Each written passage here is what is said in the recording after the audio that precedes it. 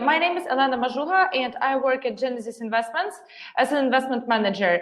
I am responsible for startup due diligence, for deal sourcing, for PR and business development in our fund.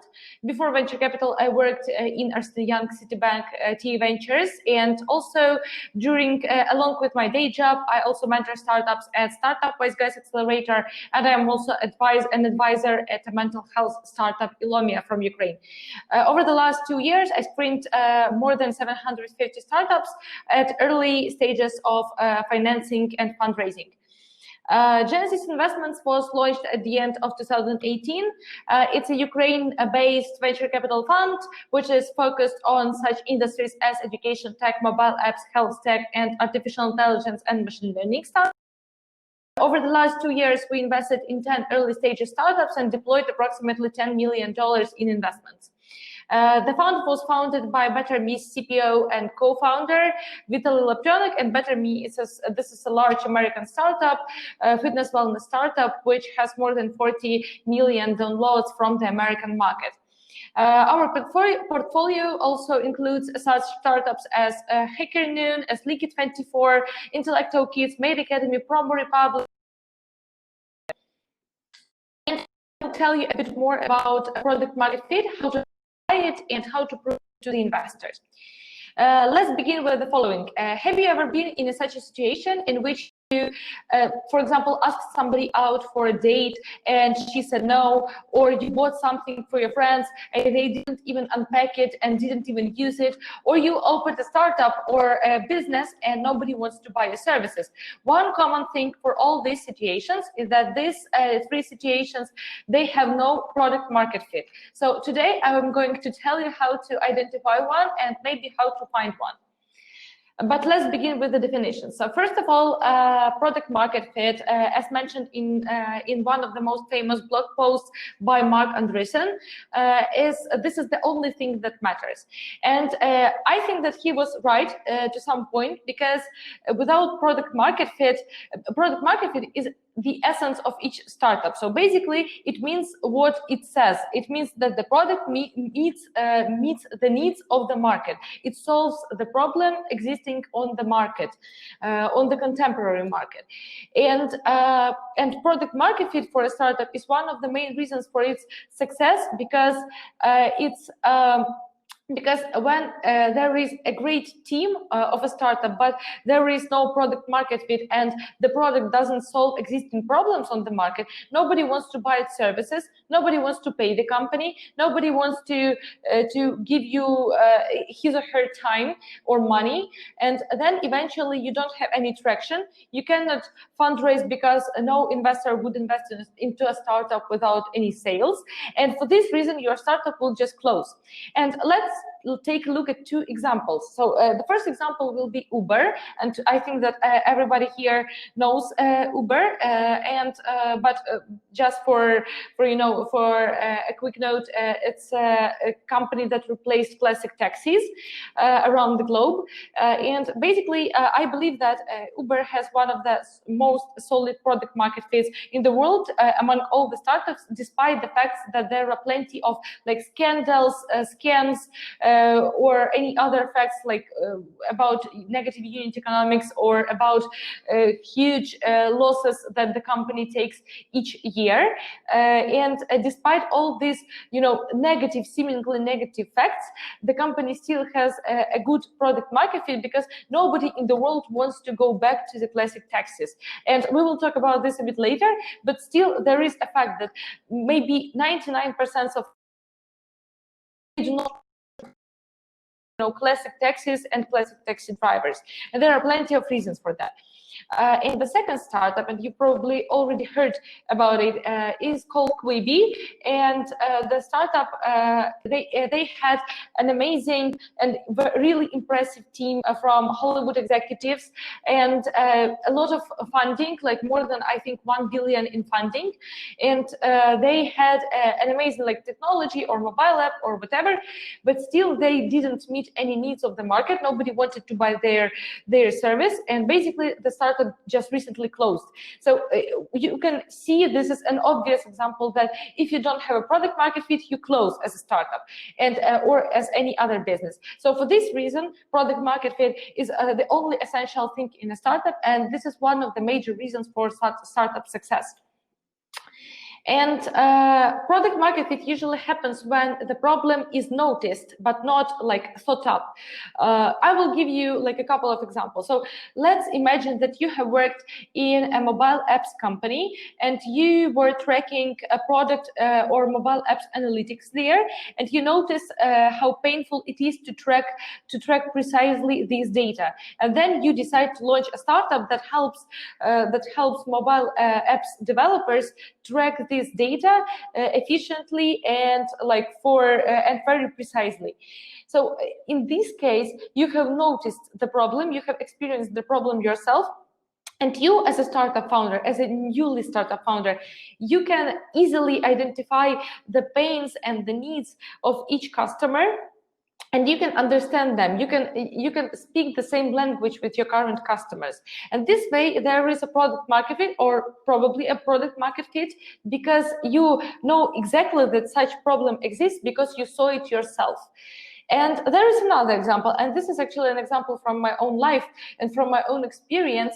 So the founders once came to me, the founders of an early stage startup, they once came to me and said that there is a huge problem on the market, that nobody likes, classic presentations in 2D, and they wanted to make them like 3D. They wanted to make them also in virtual reality or something, and they said that this is a huge problem, and everybody is pissed off with the current format of each presentation. And I was sitting there and was like, what? I'm not even bothered with the current presentations. Yeah, they sometimes look bad, but not that bad, and I don't need to put any kind of VR headset to look at the deck, because I usually spend like 5 minutes on each one. So basically there is no problem, and the problem was thought up. And so by these two examples, I was trying to visualize how when the problem is noticed and when the problem is thought up. And usually when the problem was noticed by the founders of a startup, there might be some kind of product market fit, but of course there is no like 100% probability, of course. And the fourth point is there is a product market fit when the product is needed badly.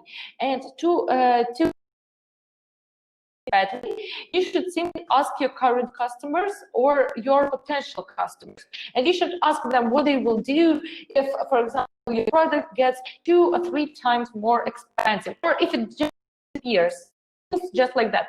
And when the product is needed badly, people will be highly disappointed when it disappears. They will tell you about it, that, oh my God, it will be so crappy if it disappears. So they will say this. And if you already sell some kind of product, if you ask what will you do if the product gets 2 or 3 times more expensive, and people will say something, and people say something like, well, I will cry but still pay for it, it means that there is a huge probability that you have a product market fit. To visualize what product market fit actually means, I will provide you 3 cases. Some of them are from my own experience, and one of them, or two of them are from the industry and just from the overall market. And these are pretty prominent cases, so you would probably know a lot about those companies. So let's begin with Uber. Basically, we all know, or probably the majority of us knows, that taxis suck, and Uber solves this problem. And taxis, they suck for plenty of reasons. So first of all, there is no price transparency, and you can sit into a taxi, and the taxi driver will say that he will drive you at, like, say, $5, and car, well, if you don't pay me $15, I'm not letting you out. And actually, the same thing happened to me once, and I really hate classic taxis. So Uber is a huge relief for me. The second point is that it actually feels unsafe to use a classic taxi, because you don't know this, taxi driver. You are not tracked, and nobody knows in which car you just sat down.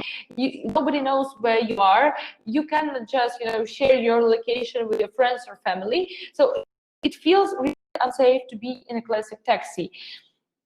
In addition to this, it's impossible or hard to find the taxi when it arrives, and this is a problem for me because I would usually call taxi driver and ask him where he is, and he would say, well, I am staying near the yellow house, and I'm looking around and see him near the house which is actually orange. And we understand that each person has a different perception of his or her surroundings, and for this reason it's really sometimes it gets really hard to explain where a taxi driver is.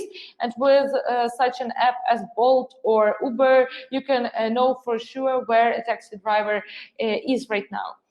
Also, annoying waiting time. So taxi drivers, they can say that they will arrive in 5 minutes and they will arrive in 20 minutes. And the necessity to call or wave your hand to catch a taxi. I am from something between like millennials and Gen Z, and I hate calling anyone, so I don't like calling to call a taxi, and for this reason I wouldn't call, and for this reason Uber is a huge relief for people like me who don't like to call anyone.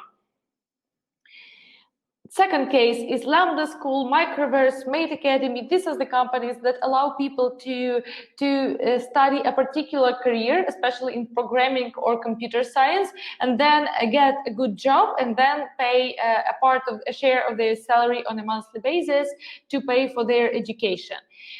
These startups, they solve the following 3 problems. First of all, education hurts. It's usually very expensive.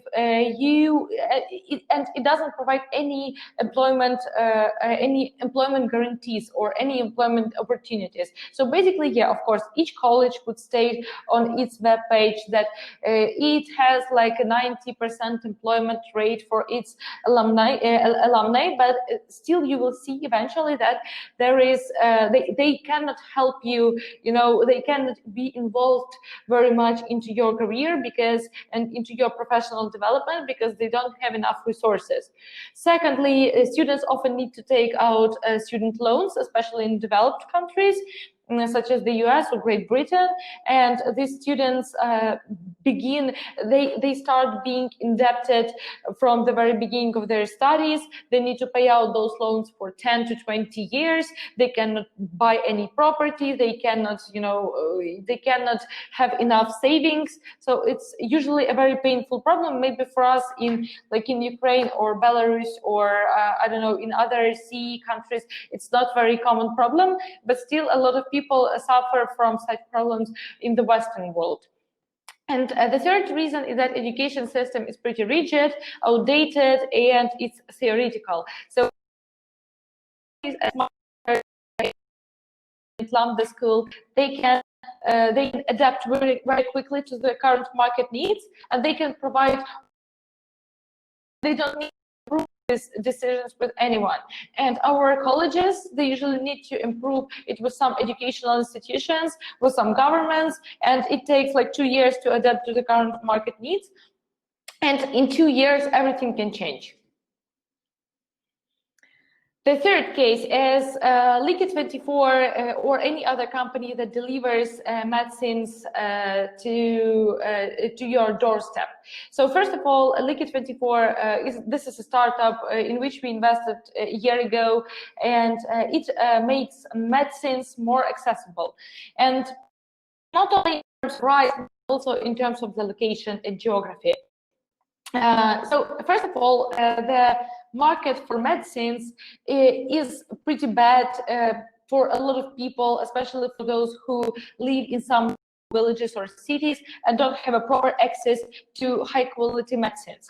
So basically medicines are expensive. They are inaccessible because many people cannot buy them, especially if they live in some kind of villages. But with such services as Liquid24, they can receive medicines through the mail, and they usually have this, mail institutions in their villages, so it's pretty their doorstep, but still to a nearby place. And another problem which also exists on the market is there are like huge pharmaceutical chains, and which have huge marketing budget. They have this a lot of money for branding and marketing, and everybody knows them. And when you're a small pharmacy store, you are not known to a lot of people, and they cannot. Those small pharmacies, they don't have a proper access to do sales, to have such a wide audience as large pharmacies do.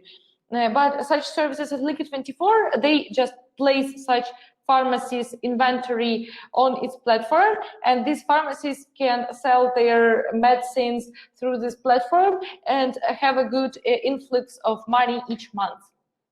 So basically, from these three examples, you can see how well some startups can solve really painful problems that exist on the market. And you can see from these three cases that the problem can be either a monetary one, like with Liquid24 partially, and with Lambda School or Mate Academy, because a startup helps people spend a bit less money and have a bit more savings. And problems which startups solve, they can be like geographical or social, like with Uber, which makes the world a bit safer, and like with again Liquid24, which makes drugs more accessible for remote villages, remote cities with no access to good pharmaceutical stores. So how to know that you have a product market fit? There are five signs which are pretty solid, which can show you that you may have some kind of product market fit. First of all, people are ready to pay for your product. So people are willing to buy it, and they are willing to spend money to solve their existing problem. And we usually want to spend money to solve the existing problem if this problem is huge and really painful for us. So this is why there might be some kind of product market fit if people are willing to pay. Of course, there are some exceptions, because such startups as, let's say, Facebook or Google or Twitter or Pinterest, they didn't take in money from, they didn't have any kind of monetization from the very beginning. So this is, there may be such cases, but we will talk about this on the next slide. There might be a product market fit if your product goes viral. So if people recommend your product to their friends, to their colleagues, to their peers, to their family, like Notion or like drugs. Yeah, this was a joke, and I hope you get it. So if your product goes really viral on the market, it means that there might be some kind of product market fit. When the product is necessary, as I mentioned before a couple of times, your product needs to be needed badly by the market. And by badly, I mean that if your product disappears, people should be like really disappointed. They will say, oh my God, I cannot live without it. So basically, you need to know this, that people need your product badly. And to know this, you should ask them. You should ask either your potential clients or your existing ones. Also, your product needs to solve an existing problem or a real problem. And again, as I mentioned before, it's the best case scenario is if you had a personal experience with such a problem and you understand personally as a founder how painful it is. And then you know for sure that the problem is real and it actually exists.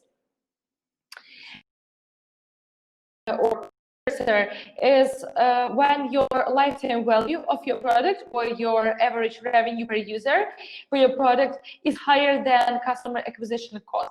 Again, maybe some exceptions, and I will tell about them a bit later on this slide. But still, when you need to spend more money on marketing, then you can earn from one person. It means that this person doesn't use your product for a long time. She doesn't recommend it to her friends, family, fools. and she also she is not willing to pay you until you give her a lot of discounts, until you give a lot of like marketing efforts on every platform in the world to make this person pay you. How to prove to investors that you actually have a product market fit? So first point is you need to show your traction and demonstrate organic growth, that you can grow without virally, that you can go viral, and that you do not need to to spend like $1 to earn $1.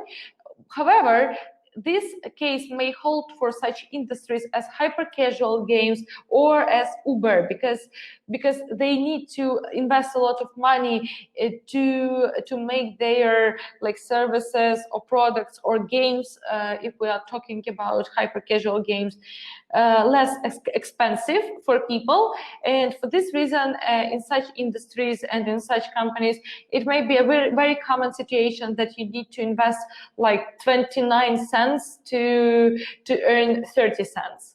And it will be okay, but usually with the majority of the businesses, it doesn't hold. So first of all, you need to show your traction, demonstrate organic growth. Also, you need to explain why the problem is painful and prove it with hard data. Or you can, for example, you can provide some surveys results, you can provide some statistics, and you can provide your personal experience, or you can provide comments from your existing or potential clients with whom you already talked, and how they answered to your questions regarding the problem and regarding your solution.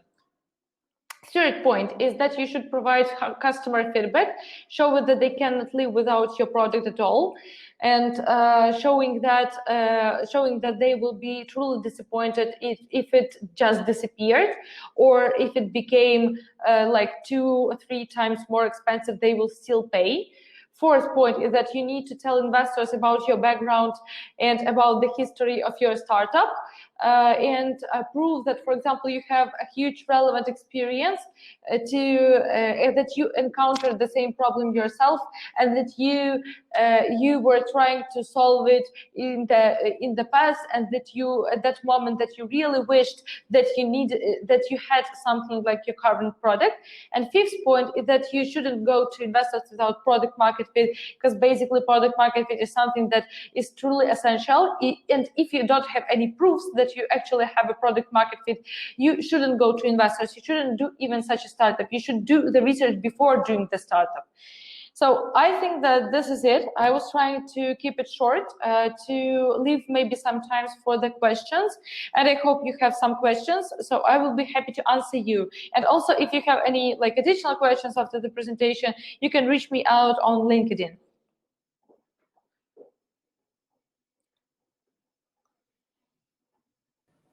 Yay, thank you a lot for the presentation. Thank you. I hope it was all right. Yeah, it went very smoothly. It all was very cool, and I can see people leaving some good feedbacks in the chat. Actually, yeah. Thank you for the presentation. That was cool, they say. Very good. So, if any questions, the last one was 5 points before going to investors. So, does it also work for angel investors? That was the question. Okay, I see.